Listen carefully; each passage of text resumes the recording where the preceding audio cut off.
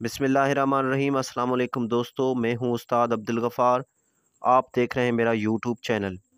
दोस्तों, एक नए लेसन के साथ आपकी खिदमत में। दोस्तों, आज हम सिंध टेक्स्ट बुक क्लास 6 में से सबक तीसरा पढ़ेंगे सिंधी में, जिसका उन्वान नात है। आप दोस्तों से गुजारिश है, अगर आप चैनल पे नए हैं तो चैनल को सब्सक्राइब, वीडियो को लाइक, शेयर और अपनी कीमती राय से हमें ज़रूर आगाह करें। चलते हैं सबक को सिंधी में पढ़ने की तरफ। सबक टियों, नात।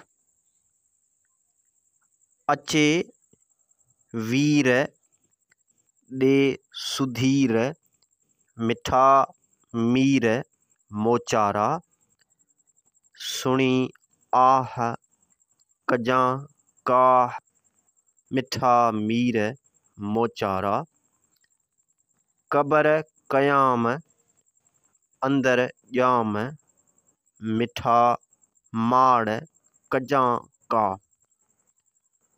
उते घोट कजां मोट, मिठा मीर मोचारा, मिस्री शाह चए सियाह, कामिल कल्ब उजारियो, कयां तारीफ़ तो शरीफ़, मिठा मीर मोचारा।